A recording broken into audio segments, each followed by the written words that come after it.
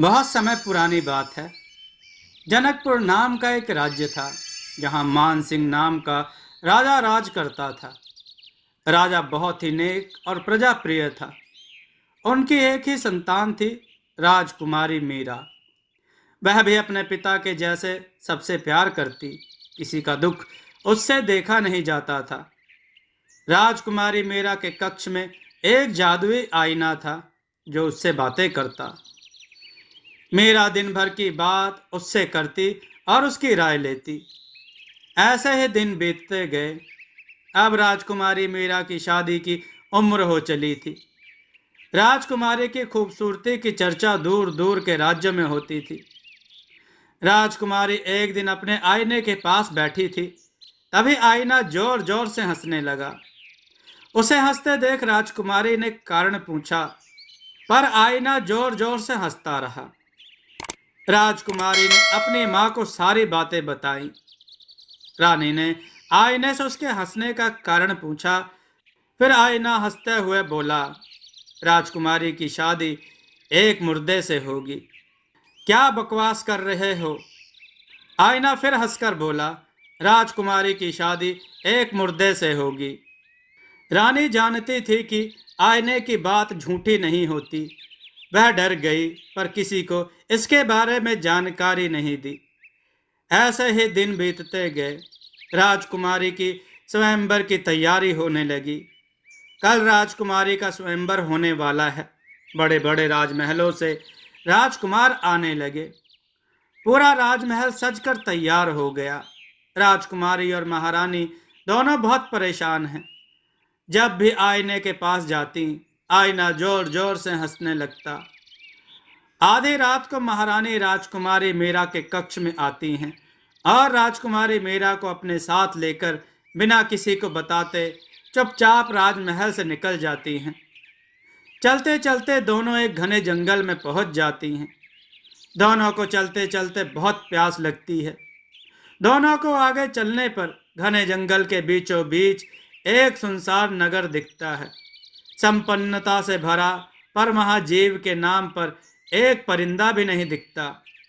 दोनों नगर में अंदर जाते हैं। वहां एक सुंदर सा राजमहल दिखता है, पर वहां भी कोई नहीं होता। दोनों दरवाजे पर पहुंच जाते हैं और दरवाजा लगाते हैं। कोई है? कोई है यहाँ? पर जब कोई आवाज नहीं मिलता तो दोनों वहीं बैठ जाते। महारानी को बहुत प्यास लगी होती है। वह राजकुमारी को बोलती है, मीरा, तुम यहीं रहो, मैं अंदर से पानी लेकर आती हूँ। नहीं माँ, आप बहुत थक गई हैं, आप यहीं आराम कीजिए, मैं अंदर से पानी लेकर आती हूँ। राजकुमारी पानी लेकर आती है और पानी माँ को पिलाती है। फिर गिलास अंदर रखने जाती है।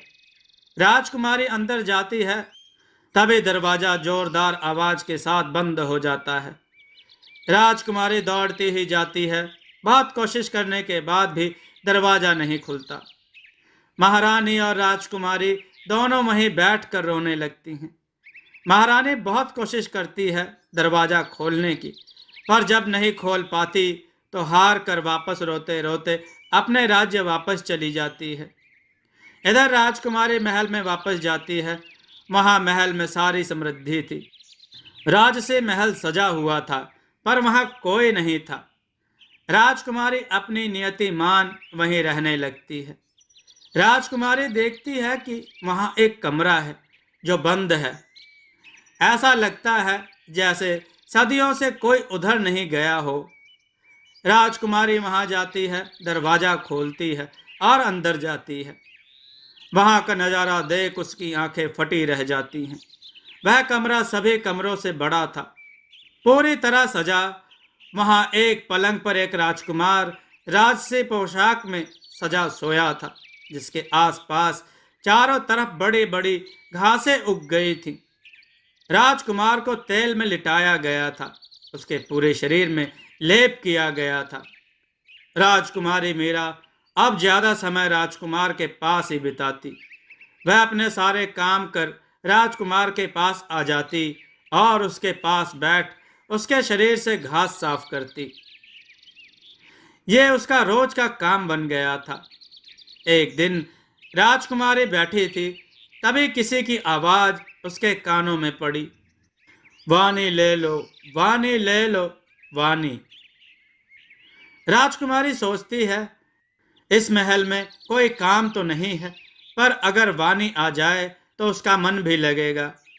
मित्रों, वानी का मतलब नौकरानी। इस पूरे महल में अकेले अच्छा नहीं लगता।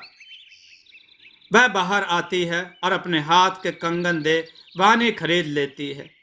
अब वानी और राजकुमारी दोनों महल में रहने लगती हैं। वानी के आने से राजकुमारी अब पूरे समय राजकुमार की देख रेख करती और राजकुमार के पास रहते रहते उससे प्यार हो गया था। इसलिए अब वह राजकुमार के पास ही बैठी रहती, उससे बातें करती। राजकुमारी ने धीरे धीरे राजकुमार के शरीर से सारी घास साफ कर दी। बस उसके नाक के पास अब थोड़ा साफ करना था। राजकुमारी ने सोचा, पूजा करके आती हूँ। तब तक वानी, तुम महाराज के पास बैठ, ऐसा कह वह मंदिर चली जाती है। राजकुमारी को वानी रोज देखती थी, राजकुमार की सफाई करते। उसने सोचा, इतना सा और है, मैं साफ कर देती हूँ। वानी ने जैसे ही राजकुमार के नाक की अंतिम घास साफ की, राजकुमार जाग उठा। उसे ऐसा लगा वह बहुत गहरी नींद में सोया था। उसने जागते ही वानी को अपने सामने देखा। उसे लगा वानी ने ही उसकी जान उसे वापस की है। वह वानी से लिपट गया और उससे बोला, प्रिय, आज तुमने मुझे एक नया जीवन दिया है। मुझे एक श्राप मिला था जिसके कारण मैं ऐसा बन गया था। ये श्राप तब तक बना रहता जब तक कोई अपने प्यार से मुझ में जीवन नहीं डालती। तुमने मुझे श्राप मुक्त कर दिया, आज से तुम मेरी महारानी हो। वानी भी राजकुमार से लिपट गई।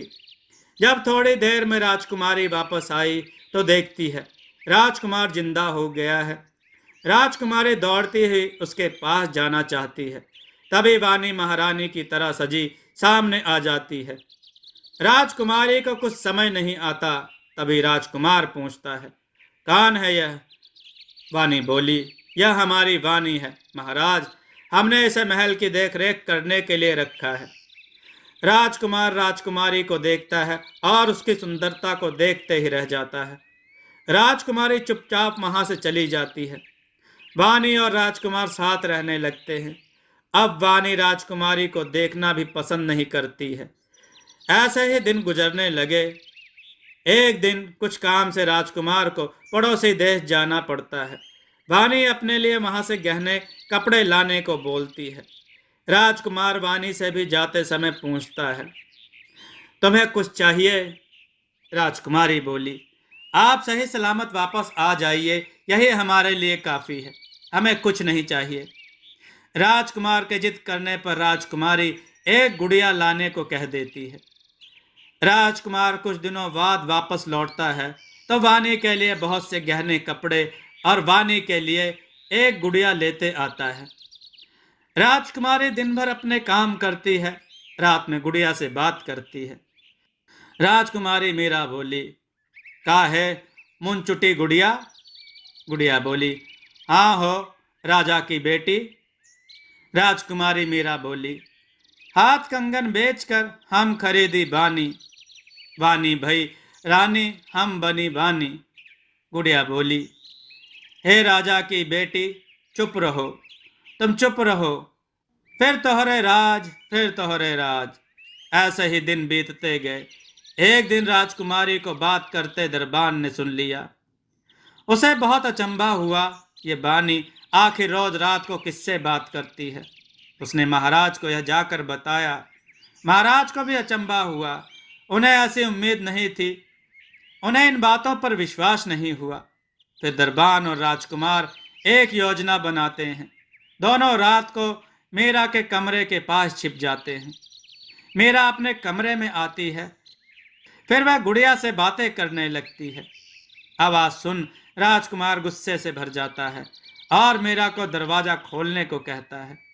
राजकुमार बोला, कौन है यहाँ? कौन आता है हमारे महल इतनी रात तुमसे मिलने? किसकी इतनी हिम्मत हुई? कहाँ है वह? सामने लाओ हमारे। राजकुमारी मीरा बोली, महाराज यह आप क्या बोल रहे हैं, कोई नहीं है यहाँ। राजकुमार बोला, तुम झूठ मत बोलो, हमने अभी तुम्हें किसी से बातें करते सुना है। कौन है यहाँ, बताओ हमें। राजकुमारी मीरा बोली, महाराज हम झूठी नहीं हैं, यहाँ हमारे और इस गुड़िया के सिवाय कोई और नहीं है। यह आप कैसी बातें कर रहे हैं। महाराज बोले, तो तुम्हारे कहने का मतलब है यह गुड़िया जो रात को तुमसे बातें करती है, मजाक लगा रखा है तुमने, हम बेवकूफ़ दिखते हैं। महाराज चिल्लाते हुए बोले। राजकुमारी मीरा बोली, हाँ महाराज, यह गुड़िया हमसे बातें करती है और हम इससे। तो ठीक है, हमें भी सुनाओ अपनी गुड़िया की आवाज़। मीरा ने फिर गुड़िया से रोते हुए कहा, का है मनचुटी गुड़िया। गुड़िया बोली, हाँ हे राजा की बेटी। राजकुमारी बोली, हाथ कंगन बेचकर हम खरीदी वानी, बानी भाई रानी हम बन्नी वानी। गुड़िया बोली, चुप रह, फिर तोहरे राज। सब अचंभित हो दोनों की बातें सुनते रहे। महाराज ने फिर मीरा से कहा, ये गुड़िया और तुम दोनों क्या बातें करती हो, यह तुम्हें राजा की बेटी क्यों बोल रही है, क्या राज है इन सब का। राजकुमारी तब राजकुमार को सब बातें शुरू से बताती है और बताती है कि वह कौन है, यहाँ क्या कर रही है। महाराज को भी बहुत अचंभा होता है, फिर वह सच्चाई का पता लगाते हैं। राजकुमार राजकुमारी से माफ़ी मांगते हैं और रानी बनी वानी को कारावास में डाल देते हैं। फिर राजकुमार राजकुमारी अपने परिवार की उपस्थिति में दोनों शादी कर लेते हैं। दोस्तों, आपको यह कथा कैसी लगी, अपने विचार और सुझाव कमेंट में जरूर दें। हमारी कथाओं को लाइक करें, हमारे चैनल को सब्सक्राइब करना न भूलें, हमारी कथाओं को शेयर जरूर करें जिससे लोगों को अच्छा ज्ञान प्राप्त हो। जय श्री राम भक्तों।